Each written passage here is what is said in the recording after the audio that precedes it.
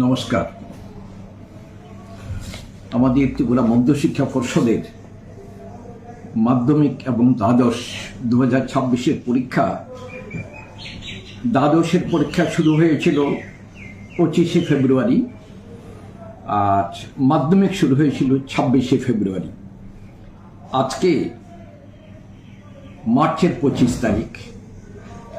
আজকে আমাদের যে পরীক্ষা গেছে, গতকাল মাধ্যমিকের সব পরীক্ষা শেষ হয়ে গেছে গতকাল অবধি, আর আজকে দ্বাদশের সোসিওলজি পরীক্ষা ছিল, সমাজবিদ্যা। দ্বাদশের আর দুদিন পরীক্ষা বাকি, মাধ্যমিক শেষ, দ্বাদশের দুদিন। 28 তারিখ পরীক্ষা আছে কম্পিউটার সায়েন্স আর মিউজিক, আর 30 তারিখ দ্বাদশের পরীক্ষা হবে 6th সাবজেক্ট, অর্থাৎ ভোকেশনাল কতগুলো সাবজেক্ট আছে, 4টে বিশেষ করে, AGGR, এলহা, আইটি, রিটেল, পেইন্ট। এই পরীক্ষাগুলো 5টা ভোকেশনাল, এগুলো পরীক্ষা হবে 30 তারিখ। তারপর আমাদের পরীক্ষা শেষ হয়ে গেল। আর আপনাদের সবার শুভেচ্ছা এবং সহযোগিতায় আমি এটা বলতে পারি, গতবারের মতো এবারও আমাদের দ্বাদশ এবং মাধ্যমিক দুটো পরীক্ষাই মোটামুটি বলা যায় নির্বিঘ্নে শেষ হয়ে গেছে। কোথাও কোনো আনটুয়ার্ড কোনো ইনসিডেন্ট বা অ্যাক্সিডেন্ট কিছুর ঘটনা আমরা পাইনি। আর আমি বেশ কয়েকদিন গেছি পরীক্ষার সময়তে বিভিন্ন পরীক্ষা কেন্দ্রে, যারা স্টুডেন্টস পরীক্ষা দিচ্ছে ওদের সাথে কথা বললাম। ওরা প্রত্যেকে বলেছে প্রশ্ন খুবই ভালো হয়েছে।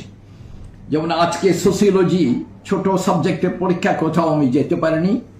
আশা করি প্রশ্ন খারাপ হয়নি, ভালোই হবে। আর 28 তারিখে তো কম্পিউটার সায়েন্স, মিউজিক, এগুলো আশা করি পরীক্ষা ভালোই হবে। 30 তারিখে শেষ হয়ে যাবে। তো পরীক্ষা নির্বিঘ্নে হয়ে গেছে। আমাদের এবারকার পরীক্ষায় মাধ্যমিক পরীক্ষা দিয়েছে মোটামুটি না, মাধ্যমিকের টোটাল নাম্বার অফ এক্সামিনিস ছিল 32,184 জন, 32,184 ক্যান্ডিডেটস। আর 12-এর পরীক্ষার্থী মোট ছিল 26,502 জন। তো মাধ্যমিক এবং 12 দুটো মিলিয়ে 58,700 মতো, আর 58,700 ক্যান্ডিডেটস আমাদের মোট পরীক্ষা দিয়েছে। পরীক্ষার পরবর্তী সময়ে আমরা এখনই বিভিন্ন অফিসিয়াল কতগুলো প্যাকেটিংয়ের কাজ চলছে, কারণ যারা পরীক্ষক খাতা দেখবেন ওদের নির্দিষ্ট পরিমাণ 18টা 20টা বা একটা নির্দিষ্ট পরিমাণ খাতা প্যাকেট করে ওদের দিতে হয়। সেই প্যাকেটিংয়ের কাজটা আমাদের বোর্ড এখন একেবারে খুব পুরো কদমে চলছে, জোর কদমে। আমরা মোটামুটি এখন অবধি যা ঠিক করেছি, আগামী 6 তারিখ থেকে, এপ্রিলের 6 তারিখ খুব সম্ভবত, না হলে 7 তারিখ, হয়তো একদিন দেরি হতে পারে, নাও হতে পারে, আমাদের টার্গেট 6 তারিখ থেকে পরীক্ষার খাতা দেখার কাজ শুরু হয়ে যাবে, এক্সামিনেশন অফ স্ক্রিপ্টস। আর এই 2-1 দিনের মধ্যেই যত পরীক্ষক আছেন যারা খাতা দেখবেন, সম্মানিত মাস্টারমশাই, প্রত্যেকের নামে আমরা ওদের চিঠিপত্র পাঠিয়ে দেব খাতা দেখার জন্য। পরীক্ষা খাতা আপনারা সবাই জানেন 3টে পর্যায়ে খাতা এক্সামিন করা হয়। প্রথমত যারা এক্সামিনার থাকেন খাতাগুলো এক্সামিন করেন, তার পরবর্তী সময়তে খাতাগুলোকে স্ক্রুটিনাইজ করা হয়, স্ক্রুটিনি করা হয়। স্ক্রুটিনিয়ার বা স্ক্রুটিনাইজার থাকেন, ওরাই কাজটা করেন। তৃতীয় সর্বশেষ পর্যায়ে যিনি হেড এক্সামিনার থাকেন, উনি খাতাগুলো আবার একটু বুলিয়ে নেন, চোখ বুলিয়ে নেন। এগুলো খাতা দেখা শুরু হবে। আমাদের লক্ষ্য 20 থেকে 25 দিন সময় লাগতে পারে খাতা দেখতে। 6 তারিখ যদি শুরু করতে পারি তাহলে আমরা এপ্রিলের মধ্যে খাতা দেখা শেষ হয়ে যাবার কথা। তবে একটা ব্যাপার আমরা একটু আতঙ্কিত, আপনারা প্রত্যেকে জানেন আগামী 12 তারিখ সম্ভবত নির্বাচন হবে, এডিসির। সেই নির্বাচনেতে আমাদের অনেক স্কুলের মাস্টারমশাই অনেকেই ব্যস্ত হয়ে পড়বেন।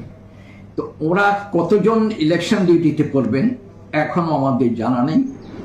তো তাদের জন্য একটু দুশ্চিন্তায় আছি, এবার পরীক্ষার খাতা এক্সামিন করাটা একটু দেরি হয়ে যেতে পারে। আর গতবার যতটা টোটাল নাম্বার অফ স্ক্রিপ্টস ছিল, যতজন পরীক্ষার্থী ছিল, এইবার প্রায় 8,500 খাতা আমাদের বেশি আছে গতবারের চেয়ে। আর এই ইলেকশনের জন্য গতবার রেজাল্ট আউট করেছিলাম ত্রিপুরা মধ্যশিক্ষা পর্ষদের রেজাল্ট আউটের ডেটের দিক থেকে দ্যাট ওয়াজ এ রেকর্ড। গতবার 30শে এপ্রিল রেজাল্ট আউট করেছিলাম। এইবারও টার্গেট করেছিলাম এমনই করব, কিন্তু সামনে ডিসি ইলেকশনে আমাদের যারা খাতা এক্সামিন করার জন্য যাদের দায়িত্ব দেব, অনেকেই যদি দায়িত্বে এনগেজ হয়ে পড়েন, ব্যস্ত হয়ে পড়েন, তাহলে খাতা দেখা একটু দেরি হতে পারে। আমাদের টার্গেট যেটা রেজাল্ট ডিক্লারেশন করার, সেটাও হয়তো খানিকটা বিলম্বিত হতে পারে।